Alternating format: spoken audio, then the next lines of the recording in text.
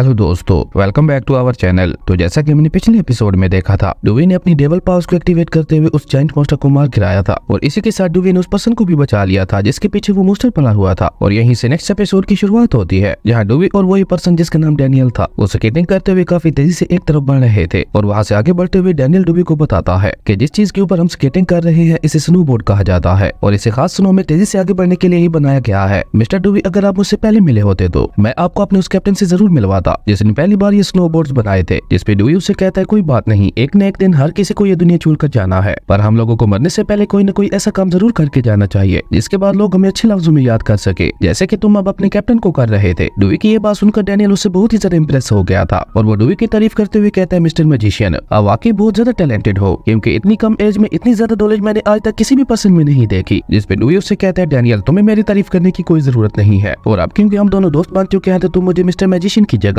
डुवी बुला सकते हो। लेकिन अभी डुवी ये सब कहते हुए वहाँ से आगे बढ़ ही रहा था कि तभी वो एक जाल में फंसते हुए एक पेड़ के साथ जाके लटक गया था। ये देखकर जब डैनियल उसकी मदद करने के लिए आगे बढ़ता है तो वो भी डुवी की तरह उसी जाल में फंस गया था। और तभी वहाँ पे कुछ शिकारी आते हैं जो उन दोनों को बंदी बनाते हुए वहाँ से अपने लीडर के पास ले जाने लगते हैं। उसके बाद हमें उसी जगह का सीन दिखाया जाता है जहाँ पे उन शिकारियों के बाकी लोग रुके हुए थे और वो सभी लोग यहाँ पे फुल मस्ती करते हुए खाना खा रहे थे और उसी के साथ साथ वहाँ पे अलग अलग मॉन्स्टर्स की मीट को भी पकाया जा रहा था। कुल मिला के वहाँ का माहौल बहुत ही ज्यादा पुरसुकून था। और तभी वो शिकारी डुवी और डैनियल को पकड़कर अपने लीडर के पास ले आते हैं, जो देखकर उस ग्रुप के बाकी सभी लोग बहुत ज्यादा खुश हो गए थे। वहीं डैनियल वहाँ पे उन सभी लोगों को काफी गौर से देख रहा था और वो उन सभी की ड्रेसेस के ऊपर लगे हुए बैचेस को देखकर डुवी से कहता है कि मैं इन लोगों को जानता हूँ, ये सभी लोग स्नो वुल्फ मिशनरी ग्रुप से हैं। और तभी मिशनरी ग्रुप का वो पर्सन जो उन दोनों को पकड़कर अपने लीडर के पास लाया था वो अपने लीडर को ग्रीट करते हुए कहता है, मास्टर हम अपने साथ दो आउटसाइडर्स को पकड़कर लाए हैं। और वो लीडर जो कि देखने से बहुत ही ज्यादा खतरनाक और भयानक लग रहा था, वो डुवी और डैनियल को काफी गौर से देखते हुए अपने एक सोल्जर से कहता है, इन्हें बगैर कुछ खाना पानी दिए यहाँ से बाहर फेंक दो। अपने लीडर की ये बात सुनकर उनमें से एक सोल्जर उन दोनों को वहाँ से बाहर फेंकने के लिए आगे बढ़ता है, लेकिन वो सोल्जर उन दोनों को वहाँ से बाहर फेंक पाता उससे पहले ही डुवी उस लीडर से कहता है, तो तुम यहाँ के लीडर हो। डुवी को इस तरह से अपने लीडर से बात करते हुए देखकर एक और सोल्जर गुस्से से डुवी से कहता है, लड़के ये हमारे स्नो वुल्फ मिशनरी ग्रुप के लीडर हैं और इनका नाम कैप्टन बेनरिच है। बेनरिच नाम सुनकर डैनियल को एक झटका लगता है और वो शौक होते हुए कहता है, क्या ये 3 ग्रेट मिशनरी ग्रुप के मास्टर्स में से एक बेनरिच है जिसे खुद तूफान का बेटा कहा जाता है। डैनियल की ये बात सुनकर बेनरिच उसे एक डेविल स्माइल देता है, लेकिन डुवी को तो यहाँ पे वो कौन है और कौन नहीं इस बात से बिल्कुल भी फर्क नहीं पड़ता। वो बहुत ही कैजुअल होकर बेनरिच से कहता है, मुझे लगता है हम दोनों यहाँ पे एक दूसरे की मदद कर सकते हैं। डुवी की ये बात सुनकर मिशनरी ग्रुप के सभी सोल्जर्स उसका वहाँ पे मजाक उड़ाते हुए जोर जोर से हंसने लगे थे। और तभी उनमें से एक सोल्जर खुद को शांत करते हुए डुवी से कहते हैं, बच्चे तुम हमारे लिए क्या कर सकते हो, क्या तुम हमारे यूरिन यानी पेशाब की थैलियां साफ करोगे। और ये कहकर वो सभी दोबारा वहाँ पे डुवी का मजाक उड़ाने लगे थे, जो देखकर डैनियल डुवी को रोकते हुए कहता है कि खुद को इस मुसीबत में ना डालो। जिसपे डुवी उससे कहता है, क्या तुम आज रात फिर से किसी मॉन्स्टर का खाना बनाना चाहते हो या फिर इस तरह से मॉन्स्टर्स की हड्डियों में रहना चाहते हो। और ये कहकर डुवी वहाँ पे रखी हुई मॉन्स्टर्स की हड्डियों की तरफ देखने लगता है, जो देखकर अब डैनियल भी थोड़ा डर गया था। लेकिन डुवी तो डुवी था, उसने अचानक ही वहाँ पे अपनी फ्लेम पावर को एक्टिवेट करते हुए उसी सोल्जर के हाथ में पकड़े हुए खाने के ऊपर अटैक कर दिया था, जिसके इम्पैक्ट की वजह से वो सोल्जर भी अपने खाने के साथ साथ वहाँ से पीछे जा गिरा था। और डुवी को इस तरह से मैजिक करते हुए देखकर उस लीडर के साथ साथ मिशनरी ग्रुप के बाकी सभी लोग भी बहुत ज्यादा सीरियस हो गए थे। लेकिन डुवी उसी सोल्जर की तरफ देखकर उसका मजाक उड़ाते हुए कहता है, सॉरी पर मुझे लगता है तुम्हें अपनी यूरिन की प्रॉब्लम से खुद ही निपटना पड़ेगा। वहीं वो लीडर डुवी के मैजिक को देखकर उससे बहुत ही ज्यादा इंप्रेस हो गया था, इसलिए वो डुवी और डैनियल को लेकर अपने टेंट के अंदर आ गया था। और वहाँ आकर बेनरिच अपनी वाइन कलेक्शन की थैलियों में से एक थैली डुवी को पीने के लिए देता है। लेकिन जब डुवी उस वाइन को सूंघता है तो वो इतनी ज्यादा स्ट्रॉन्ग थी कि उसे सूंघते ही डुवी को खांसी आ गई थी, जो देखकर बेनरिच हंसते हुए डुवी से कहता है, मिस्टर मैजिशियन क्या आप मुझे अपना नाम बता सकते हैं। जिसपे डुवी कुछ सोचते हुए उसे अपना नाम वाकर बताता है, जो सुनकर बेनरिच कहता है, वाकर ये कैसा अजीब सा नाम है। और ये कहकर वो खुद ही डुवी से कहता है कि मुझे तुम्हारे जैसे चेयरफुल फ्रेंड्स बनाना बहुत ही ज्यादा पसंद है। खैर ये सब छोड़ो और तुम मुझे ये बताओ कि तुम यहाँ पे क्या करने आए हो, क्या तुम भी हमारी तरह यहाँ पे मॉन्स्टर्स को हंट करने के लिए आए हो। जिसपे डुवी कहता है, हाँ बिल्कुल, पर हम गोल्डन आई वाले पैथन की तलाश कर रहे हैं। गोल्डन आई पैथन का नाम सुनकर बेनरिच भी थोड़ा सीरियस हो गया था और वो सीरियस होते हुए डुवी को बताता है कि गोल्डन आई पैथन इस फ्रोजन फॉरेस्ट के सबसे खतरनाक मॉन्स्टर्स में से एक है। और मैंने तो उसके बारे में ये भी सुना है कि जब भी कोई पर्सन डायरेक्ट उसकी आंखों में देखता है तो वो पर्सन पूरी तरह से बुखला जाता है, जिसकी वजह से गोल्डन आई पैथन को उसे मारने में और भी ज्यादा आसानी हो जाती है। तभी डैनियल खड़ा होते हुए बेनरिच से कहता है, मिस्टर लीडर मैं काउंटेस लिजर्ड का पर्सनल बॉडीगार्ड हूँ और अभी मेरी मैडम बहुत ज्यादा बीमार है और उन्हीं के इलाज के लिए हमें गोल्डन आई पैथन की जरूरत है। और ये कहकर वो बेनरिच से पूछता है कि क्या आप जानते हैं कि हम उस गोल्डन आई पैथन को कहाँ ढूंढ सकते हैं। जिसपे बेनरिच कहता है कि गोल्डन आई पैथन की तरह के हाई लेवल के मॉन्स्टर्स इस फ्रोजन फॉरेस्ट के बीचों बीच रहते हैं और फ्रोजन फॉरेस्ट के उस एरिया को डेथ जोन भी कहा जाता है, क्योंकि आज तक जो कोई भी वहाँ गया है वो कभी भी वहाँ से जिंदा लौटकर वापस नहीं आया। और अभी हम लोग उस एरिया के बिल्कुल ऑपोजिट नॉर्थ साइड की तरफ है। और ये कहकर वो खुद ही हंसते हुए डुवी से कहता है, मिस्टर मैजिशियन मैं आपके साथ एक डील करना चाहता हूँ। और ये कहकर वो डुवी को पूरे फ्रोजन फॉरेस्ट का मैप देते हुए कहता है, ये पूरे फ्रोजन फॉरेस्ट का मैप है जिसे मैंने पूरे 20 सालों की मेहनत के बाद बनाया है। जिसपे डुवी उस मैप को काफी गौर से देखते हुए लीडर से पूछता है कि इस मैप के बदले में आपकी क्या कंडीशन है। जिसपे बेनरिच कहता है कि मेरी सिर्फ 2 ही शर्तें हैं। हम सभी लोग अभी राउंड लेक की तरफ जा रहे हैं, इसलिए मैं चाहता हूँ कि रास्ते में अगर हमारे ऊपर कोई मुसीबत आए तो तब आप हमारा साथ दें। जिसपे डुवी कहता है ये तो कोई बड़ी बात नहीं है, अगर आप ना भी कहते हैं तो मैं तब भी आपका साथ देता। बाय द वे आपकी दूसरी शर्त क्या है? जिसपे बेनरिच एक लंबी सांस छोड़ते हुए डुवी से कहता है कि अभी मैं मिशनरी ग्रुप के लीडर के तौर पर काम कर रहा हूँ, पर असल में मैं एक एडवेंचरर हूँ और मेरा एडवेंचरर खून अभी भी मेरी बॉडी में फ्लो कर रहा है और मैं सोच रहा हूँ कि रिटायर होने के बाद मैं एडवेंचर करने के लिए नॉर्थ साइड वाली लेक की तरफ जाऊंगा और वहाँ पे मौजूद अननोन प्लेसेस को एक्सप्लोर करूंगा। और मैं चाहता हूँ कि मुझे जब भी मौत आए वो मुझे अपना एडवेंचर करते हुए ही आए, क्योंकि मैं यूं ही बेड पे पड़े पड़े अपनी मौत का इंतजार नहीं करना चाहता। और आप जैसे लोग जो इतनी कम एज में ही मैजिशियन बन जाते हैं उन लोगों की मैं दिल से बहुत ज्यादा रिस्पेक्ट करता हूँ। इसलिए मेरी दूसरी शर्त ये है कि जब मैं अपने मिशनरी ग्रुप को छोड़ूंगा तो जब भी मेरे मिशनरी ग्रुप के भाइयों को आपकी मदद की जरूरत हुई तो आपको हर हाल में उनकी मदद करनी होगी। बेनरिच की ये बात सुनकर डुवे कुछ सोचते हुए उसकी ये शर्त भी मान गया था, क्योंकि डुवे बेनरिच की बातों से समझ गया था कि बेनरिच दिल का एक बहुत अच्छा इंसान है। वहीं दूसरी तरफ हम उसी ओल्ड मास्टर को देखते हैं जो अपनी मैजिक पावर का यूज करते हुए वहाँ पे बैठा हुआ डुवे को देख रहा था। और ये सब देखकर वो मैजिशियन एक मिस्टीरियस स्माइल करते हुए चुपचाप वहाँ से चला गया था। अब ये यहाँ से कहाँ गया है इसका पता तो हमें नेक्स्ट एपिसोड में ही चलेगा। उसके बाद हमें अगले दिन का सीन दिखाया जाता है जहाँ मिशनरी ग्रुप के साथ साथ डुवे और डेनियल भी उसी ग्रेट राउंड लेक के पास आ गए थे। और डुवे उस लेक को देखकर उसकी तारीफ करते हुए कहता है कि ये लेक तो वाकई बहुत ज्यादा खूबसूरत है। जिसपे बेनरिच उससे कहता है कि अगर तुम यहाँ पे गर्मियों में आते तो इस लेक का नजारा और भी ज्यादा खूबसूरत होता। उसके बाद मिशनरी ग्रुप के सभी लोगों ने उसी लेक के पास ही अपने कैंप्स लगाना शुरू कर दिए थे और तभी उनमें से एक सोल्जर उस लेक के ऊपर चलता हुआ वहाँ से काफी आगे आ गया था, जहाँ पे उसे एक छोटी सी मछली दिखती है। और उस मछली को वहाँ देखकर वो सोल्जर खुश होते हुए अपने लीडर से कहता है, बॉस यहाँ देखिए यहाँ पे तो एक मछली भी है, रुकिए मैं अभी आपके लिए मछली पकड़ कर लाता हूँ और आज रात में आपको इस मछली का फ्रेश सूप बनाकर पिलाऊंगा। और ये कहकर वो सोल्जर अपने लीडर की बात सुने बगैर ही उस मछली को पकड़ने की कोशिश करने लगता है। ये देखकर बेनरिच उसे रोकने के लिए काफी तेजी से आगे बढ़ता है, पर तब तक उस सोल्जर ने उस मछली को पकड़ लिया था। और अभी वो सोल्जर उस मछली को पकड़ने की अपनी खुशी मना ही रहा था कि तभी उस मछली ने अचानक उसके ऊपर अटैक करते हुए न सिर्फ उसके ब्लड को पूरी तरह से पी लिया था, बल्कि उसी के साथ साथ उस मिस्टीरियस मछली ने उस सोल्जर की सोल को भी सक कर लिया था। और जब बेनरिच वहाँ पहुंचता है तो तब तक तो वो सोल्जर वहाँ पे मर गया था, जो देखकर अब बेनरिच यहाँ पे और भी ज्यादा सीरियस हो गया था और उसने अपने लोगों को इस लेक से पूरे 50 मीटर दूर कैंप लगाने को कह दिया था। उसके बाद हमें रात का सीन दिखाया जाता है जहाँ डुवी अभी भी उसी लेक के पास बैठकर उसकी खूबसूरती को निहार रहा था। और डुवी उस लेक को देखते हुए खुद से ही कहता है कि मुझे यकीन नहीं हो रहा कि इस जैसी एक खूबसूरत जगह इतनी ज्यादा खतरनाक है। और अभी डुवी ये सब सोच ही रहा था कि तभी शैमिल बाहर आते हुए उससे कहते हैं तुम बिल्कुल ठीक कह रहे हो। और अचानक ही वहाँ पे शैमिल को देखकर डुवी एक पल के लिए डर गया था, लेकिन वो दोबारा खुद को शांत करते हुए शैमिल से पूछता है कि मुझे तो लगा था कि तुम वापस चली गई हो। जिसपे शैमिल डुवी के पास आते हुए उससे कहती है कि वो ओल्ड मैजिशियन तुम्हारी स्पिरिचुअल पावर को एक्सप्लोर कर रहा था, इसलिए अगर मैं खुद को नहीं छुपा दी तो वो ओल्ड मैजिशियन मुझे भी सेंस कर लेता। जिसपे डुवी उससे कहते हैं अगर ऐसा है तो जब वो ओल्ड मैजिशियन चला गया था तो तब तुम मेरे सामने क्यों नहीं आई थी। जिसपे शैमिल उससे कहती है कि तुम टेंट के अंदर डेनियल के साथ रुके हुए थे और अगर मैं उस वक्त बाहर आकर तुमसे बात करती तो तुमको ऐसे ही हवा में बात करते हुए देखकर डेनियल समझता कि तुम पागल हो, बस इसीलिए तब मैं बाहर नहीं आई थी। और तभी शैमिल भी उसी लेक की तरफ देखकर सीरियस होते हुए कहती है कि इस जगह पे मुझे बहुत ज्यादा घुटन हो रही है, ऐसा लग रहा है जैसे मैं इस जगह से बहुत ज्यादा फेमिलियर हूँ और मैं पहले भी इस जगह पे आ चुकी हूँ। जिसपे डुवी उससे कहता है कि तुम तो पिछले 200 सालों से उस ओल्ड पेटिंग में बंद थी, तो फिर तुम यहाँ कैसे आ सकती हो? मुझे लगता है ये सब बस तुम्हारा एक वहम है। जिसपे शैमिल नाम में अपना सर हिलाते हुए कहती है नहीं ये कोई वहम नहीं है, हो सकता है वो यहाँ पे आई हो। जिसपे डुवी थोड़ा चौंकते हुए उससे पूछता है कौन वो, लेकिन शैमिल उसे कोई भी जवाब नहीं देती और वो चुपचाप वापस उसकी बॉडी के अंदर चली गई थी। वहीं दूसरी तरफ वहाँ पे कुछ सोल्जर्स को उस जगह पे किसी लड़की की गाने की आवाज आती है और उस आवाज का पता लगाने के लिए मिशनरी ग्रुप में से कुछ लोग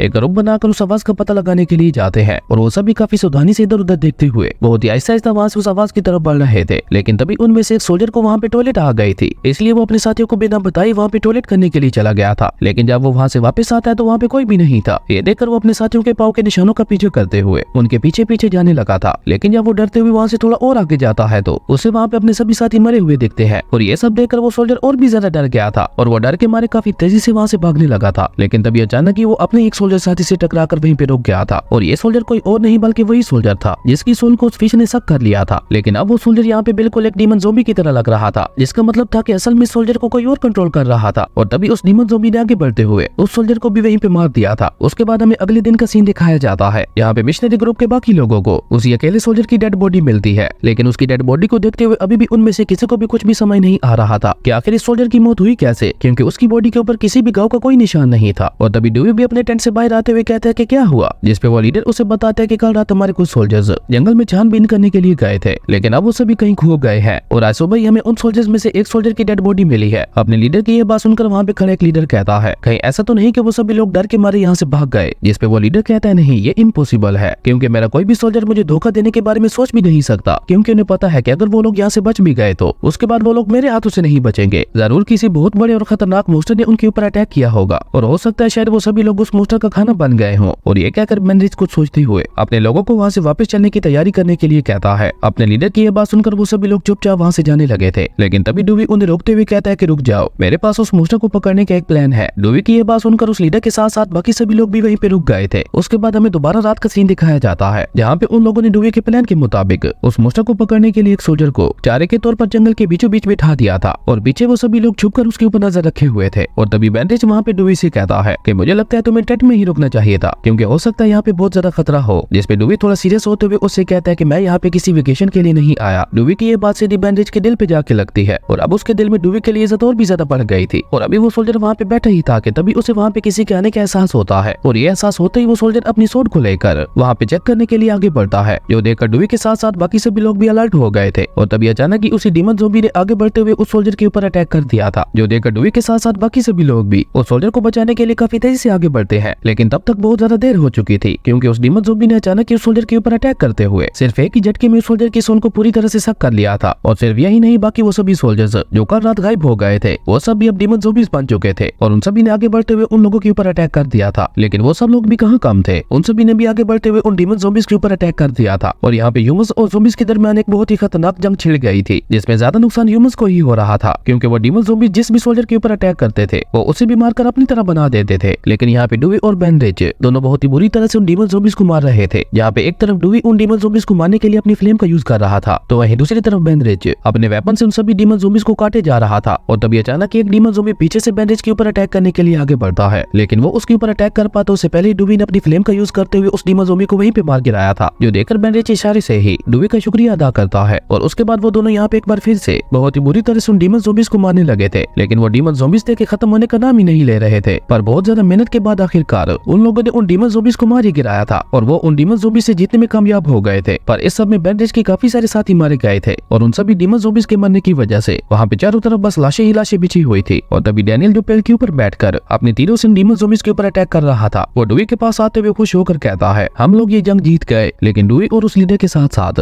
बाकी सभी लोग अभी भी काफी ज्यादा सीरियस खड़े थे, क्योंकि उन्हें अभी भी यहाँ पे कुछ न कुछ गड़बड़ लग रही थी। और अभी वो सभी लोग इस बारे में सोच ही रहे थे कि तभी उन्हें वहाँ पे किसी लड़की की गाने की आवाज आती है। और जैसे उन सभी की नजर उस आवाज की तरफ जाती है तो वहाँ उस लेक के बीचों बीच एक मरमेड ये गाना गा रही थी। और उस मरमेड की आवाज में कोई जादू था, जिसके इम्पैक्ट की वजह से डूवी और बाकी सभी लोग उसके कंट्रोल में होने लगे थे। और उसके कंट्रोल में आने के बाद वो सभी लोग धीरे धीरे उसी मरमेड की तरफ बढ़ने लगे थे। लेकिन तभी डूवी को अपने माइंड के अंदर शैमिल की आवाज आती है, जिसे सुनते ही डूवी दोबारा होश में आ गया था। और होश में आने के बाद जब डूवी अपने आसपास देखता है तो बाकी सभी लोग उस मरमेड की तरफ खींचे चले जा रहे थे। ये देखकर डूवी आगे बढ़ते हुए एक एक करके उन सभी को वहाँ पे रोकने की कोशिश करने लगता है। लेकिन डूवी की लाख कोशिश के बावजूद भी उनमें से किसी को भी होश नहीं आ रहा था और वो सभी बिल्कुल उसी तरह से उस मरमेड की तरफ खींचे चले जा रहे थे। और अभी डूवी उन सभी को रोकने में ही लगा हुआ था कि तभी अचानक शैमिल भी खुद ब खुद ही बाहर आ गई थी और उसे भी उस मरमेड की आवाज से बहुत ज्यादा तकलीफ हो रही थी, जिसकी वजह से शैमिल का सर वहाँ पे दर्द के मारे फटने लगा था। और वो वहाँ पे चलाते हुए डूवी को बताती है कि ये सब एक लेक मोस्टर कर रहा है और अभी ये सभी लोग उसी लेक मोस्टर के कंट्रोल में है। और ये कहकर शैमिल खुद ही अपना सर पकड़ते हुए कहती है कि आखिर मुझे ये सब कैसे पता है, आखिर ये सब मेरे साथ क्या हो रहा है, मेरे माइंड में अचानक से इतना सब कुछ कैसे आ रहा है। और शैमिल की इन बातों के दौरान शैमिल से बहुत ही ज्यादा पावरफुल ऑरा भी निकलने लगा था। और अब तो उस मरमेड की आवाज की वजह से वो सभी लोग बिल्कुल डीमन ज़ॉम्बीज की तरफ बन गए थे, जिन्हें डूवी अभी भी रोकने में लगा हुआ था, क्योंकि अगर वो सभी लोग एक बार उस लेक के अंदर चले जाते तो वो सभी लोग उस मोस्टर का खाना बन जाते। और डूवी को इस तरह से उन लोगों को रोकते हुए देखकर अचानक उस लेक से एक डीमन ज़ॉम्बी बाहर आता है डूवी के ऊपर अटैक करने के लिए। पर वो डूवी के ऊपर अटैक कर पाता उससे पहले शैमिल ने इसके ऊपर अटैक करते हुए उसे वहीं पे खत्म कर दिया था। लेकिन ये अटैक देखकर डूवी को ऐसा लग रहा था कि जैसे वो ओल्ड मैजिशियन यहाँ पे उसे बचाने के लिए आ गया है, लेकिन असल में ये काम तो शैमिल का था। और जब डूवी यहाँ पे शैमिल को मैजिक करते हुए देखता है तो वो और भी ज्यादा हैरान हो गया था, क्योंकि आज पहली बार शैमिल मैजिक कर रही थी और वो भी इतना ज्यादा पावरफुल था कि शैमिल भी उस ओल्ड मैजिशियन के बराबर की पावरफुल लग रही थी। लेकिन शैमिल तो यहाँ पे बिल्कुल बदल चुकी थी। पहले वाली शैमिल तो हंसी मजाक किया करती थी, लेकिन इस शैमिल का एटीट्यूड बहुत ही ज्यादा कोल्ड था। और तभी देखते ही देखते एक साथ काफी सारे डीमन ज़ॉम्बीज शैमिल के ऊपर अटैक करने के लिए आगे बढ़ते हैं। लेकिन शैमिल ने अपने सिर्फ एक ही अटैक में उन सभी को वहीं पे खत्म कर दिया था, जो देखकर डूवी हैरान होते हुए कहता है कि मुझे यकीन नहीं हो रहा कि शैमिल का मैजिक कितना ज्यादा पावरफुल है, ये शैमिल मेरे वाली शैमिल नहीं हो सकती, ये तो कोई और ही शैमिल है। और तभी वो शैमिल ऊपर हवा में उठते हुए अचानक ही वहाँ पे बहुत ही ज्यादा जोर से चलाती है और उसके चलाने की आवाज में इतना ज्यादा दम था कि उस मरमेड को भी अपने कानों में दर्द होने लगा था और इवन वो दर्द के मारे तड़पते हुए वापस उस लेक के अंदर चली गई थी। और इसी के साथ उस लीडर के साथ साथ बाकी सभी लोग भी उस मरमेड के कंट्रोल से आजाद हो गए थे। और उस मरमेड के कंट्रोल से आजाद होते ही वो सभी लोग वहीं पे गिरकर बेहोश हो गए थे, जो देखकर डूवी भी अब चैन की सांस लेता है। लेकिन अभी डूवी यहाँ पे चैन की सांस ले ही रहा था कि तभी अचानक उस लेक से एक बहुत बड़ा मोस्टर बाहर आता है, जो कि दिखने से ही बहुत ज्यादा खतरनाक लग रहा था। इवन उसके बाहर आने से वहाँ की पूरी जगह ही हिलने लगी थी, जो देखकर शैमिल उस मोस्टर से कोल्ड टून में कहती है, ओ तो तुम भागना चाहते हो यहाँ से, पर तुमने मेरे सामने अपने डार्क मैजिक पावर को दिखाने की हिम्मत करके अच्छा नहीं किया। और डूवी जो शैमिल को बहुत ही गौर से देख रहा था, वो शैमिल की ये बात सुनकर चौंकते हुए कहता है, नहीं ये शैमिल नहीं हो सकती, ये तो बिल्कुल एक डिफरेंट पर्सन लग रही है। और अभी डूवी ये सब कह ही रहा था कि तभी शैमिल ने वहाँ पे अपने स्टार मैजिक की पावर का यूज करते हुए उस मोस्टर के ऊपर अपने स्टार मैजिक एक मामूली सा अटैक कर दिया था। और शैमिल का ये मामूली सा अटैक भी इतना ज्यादा पावरफुल था कि उसने उस मोस्टर को बीचों बीच काट दिया था। और उस मोस्टर के मरते ही उस मोस्टर की कोर उड़ते हुए शैमिल के पास आ गई थी, जो देखकर शैमिल कहती है कि इस लेक मोस्टर की कोर इतनी ज्यादा बुरी भी नहीं है। लेकिन जैसे उसकी नजर वहाँ पे डूवी के ऊपर पड़ती है तो वो कोर वहीं पे गिराते हुए डूवी के पास चली गई थी। और वो डूवी के गाल को सहलाते हुए कहती है, जैक तुम ठीक तो हो ना। असल में शैमिल यहाँ पे डूवी को अपना हस्बैंड जैक समझ रही थी, और इसी के साथ शैमिल डूवी के गाल को सहलाते हुए वहाँ से गायब हो गई थी। वहीं जैक नाम सुनकर डूवी अभी भी शौक में था कि आखिर शैमिल ने उसे जैक नाम से क्यों बुलाया। और ये कहते हुए अचानक ही डूवी को एक बात याद आती है, और वो थोड़ा चौंकते हुए खुद से ही कहता है, कहीं ये जैक रोलन के बारे में तो बात नहीं कर रही थी, जो कि इसका हस्बैंड था, जो कि मेरे ग्रेट ग्रेट ग्रैंडफादर भी थे। लेकिन क्योंकि डूवी अभी इसके बारे में कुछ भी नहीं जानता था, इसलिए उसने इस बात को इग्नोर कर दिया था। जिसके बाद हमें अगली सुबह का सीन दिखाया जाता है, जहाँ पे बैंडेज के साथ साथ बाकी सभी लोगों को भी होश आ गया था। और उसी के साथ साथ बैंडेज यहाँ पे डूवी से बहुत ज्यादा खुश भी हो गया था, और वो सभी लोग यहाँ पे डूवी को उनकी जान बचाने के लिए शुक्रिया अदा करने लगे थे। और अपने लोगों की जान बचाने के बदले में बैंडेज डूवी को कुछ गोल्डन कॉइंस ऑफर करता है, लेकिन डूवी ने उन्हें लेने से साफ साफ मना कर दिया था। और वो बैंडेज से कहता है कि हम दोनों बहुत अच्छे दोस्त हैं, और मैंने एक दोस्त होने के नाते तुम सबकी जान बचाई, इसलिए मैं तुमसे ये इतना वैल्यूएबल गिफ्ट नहीं ले सकता। और ये कहकर डूवी बैंडेज के दिए हुए मैप को बाहर निकाल कर उससे कहता है कि ये मैप मुझे देकर तुम पहले ही मेरी बहुत ज्यादा मदद कर चुके हो, इसलिए अब तुम्हें मुझे कुछ और देने की कोई जरूरत नहीं है। लेकिन उसके बावजूद भी बैंडेज ने जबरदस्ती वो गोल्डन कॉइंस की थैली डूवी के हाथ में थमा दी थी। और वो डूवी के कंधे पे हाथ रखते हुए कहता है कि इसे हमारा एक फेयरवेल गिफ्ट समझो, जो कि मैं अपने अब तक के सबसे अच्छे दोस्त को दे रहा हूँ, इसलिए अब प्लीज इसे लेने से मना मत करना। और ये कहते हुए बैंडेज खुद ही वहाँ पे जोर जोर से हंसने लगा था। और इसी के साथ हमारा ये अमेजिंग एपिसोड भी यहीं पे खत्म हो गया था। दोस्तों अगर आपको ये वीडियो अच्छी लगी तो लाइक कर दें, और अगर चैनल पे नए आए हो तो सब्सक्राइब करते जाना। तो मिलता है एक नई वीडियो में, तब तक के लिए बाय।